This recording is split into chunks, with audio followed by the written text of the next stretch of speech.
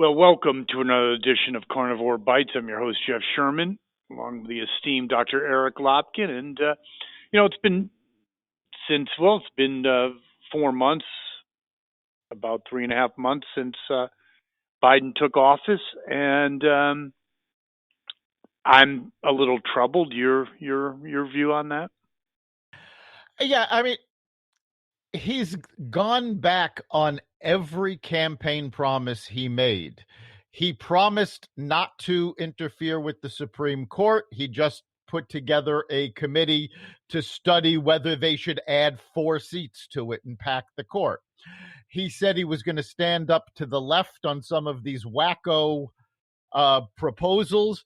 AOC and John Larson, along with a couple others, just pushed the Green New Deal up to the forefront again. So he promised he was going to bring the country together and be a centrist president. And as soon as he took office, he went back on all of that and just became a puppet of the left. Well, speaking of that, I mean, I do know his career, and there was a time when he was maybe right of center. Yes, I mean, he was one of the key figures that pushed through 3 strikes and you're out. He was always somewhat right of center up until the Obama administration. What do you attribute to? I attribute his the current situation, because I don't think he's in control at all. I don't think he even knows really what's going on. Literally. No, we know for a fact that he's suffering from dementia. They've kept him from the press. They've kept him from dealing with the Republicans. So obviously he's not really in control. Who is in control? That's the question. That is a good question. And, I wish I had an answer for it. It's definitely not Nancy Pelosi, because Pelosi has actually been pushing back against the left, where Biden has been pushing the left's agenda. So my guess would be Kamala Harris. I think you might be right. Yes. I mean, she may be the one that's in control. Yeah, where does this play out? There have been several occasions where he's referred to her as President Harris. It's chilling. One of the least effective senators, someone that controlled maybe less than 1% of the vote in a very liberal primary. Scary. Totally not qualified for the job. No, she's definitely not qualified for the job. She wasn't qualified for her previous job. We'll refer back to the interview in Politico that the head of the California Democratic Party came out and said point blank that Kamala Harris was given these positions because he was sleeping with her. Oh, yeah. So common knowledge that's not in the press, obviously. So the question really is, where does this go? I mean, America, even with its changes, has always been a right of center country. How does this play in Peoria? It doesn't play in Peoria well at all. The problem is the Democrats are taking steps to basically minimize mainstream America.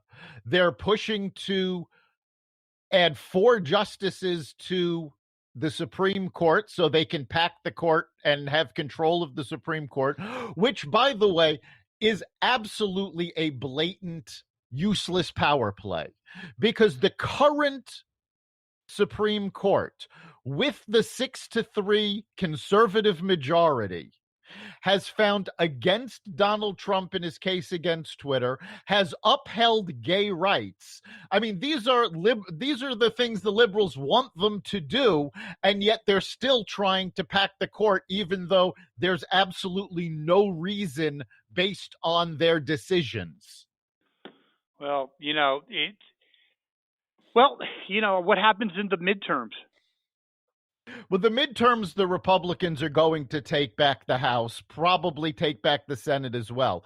This honestly has virtually nothing to do with the political climate. This is just historically, if you take a look, the incumbent president loses the Senate and House every midterm election. Yeah, I disagree a little bit. I think this is so extreme that it's going to, yes, it's a natural phenomenon. This time I think what's going on is going to put fuel on the fire. Another problem is also going to be you can't hide Biden forever. Sorry, you just can't. No, and that's the thing, though. The press has completely ignored the problem. How long can they do this and still call themselves journalists? Well, that's been done a long time ago. Very troubling, very scary. And the other part that I like to finish, which I cannot take credit for because I heard this on the actual Tucker Carlson show. And he's really talking about American voters being displaced or their vote watered down by illegal immigration because the Democrats have lost middle America and they need replacements. They've even lost some of the black community. Oh, yeah, we've talked about that for years, even going back to our time on terrestrial radio.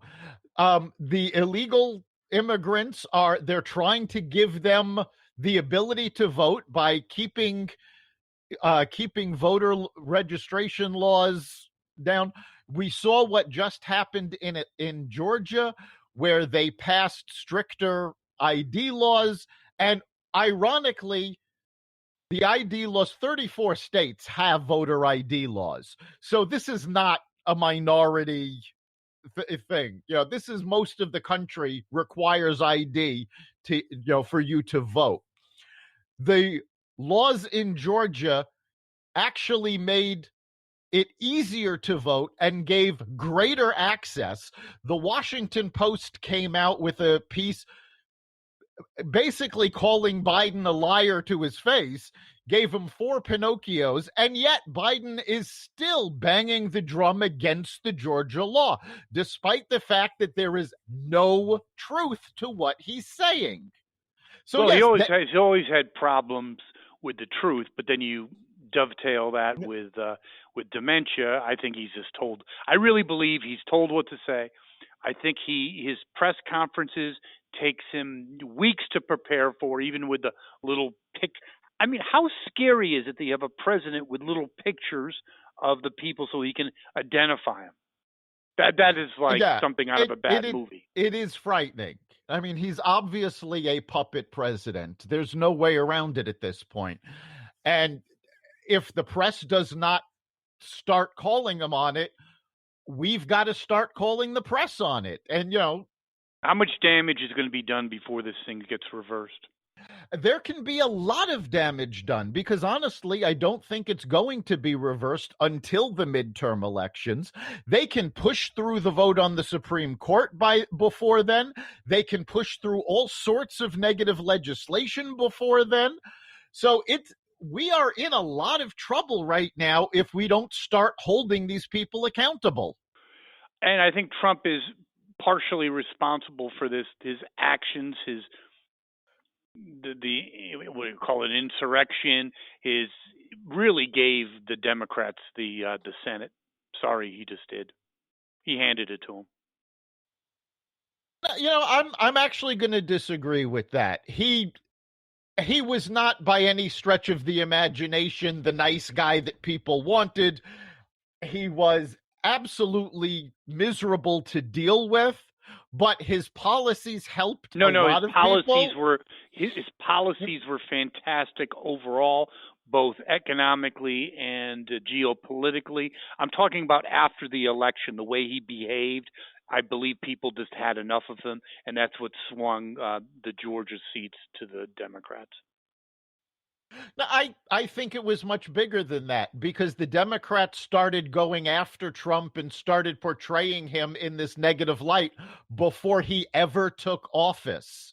So I think it was a matter of a 4-year coup attempt that, I mean, yeah, he didn't handle it well, but I don't think it had anything to do with him as a person. I think it had to do with the bullshit that the Democrats were pulling for 4 years a combination of both, to try to manipulate the optics. I agree with you on that, but I also think that if he had his crap together, he could have done. He might have won, and he would have forestalled the takeover of the Senate.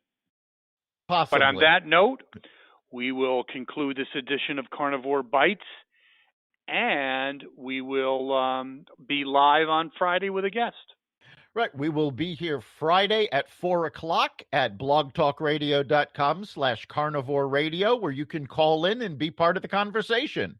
We'll see you then. Lopkin. Thank our listeners. Take care. You've been listening to Carnivore Bites, part of the Exvadio Podcast Network. You can catch us every week on carnivoreradio.com, exvadio.com/podcasts, the Apple Podcast Store, Google Play, Spotify, iHeartRadio, and wherever you find podcasts.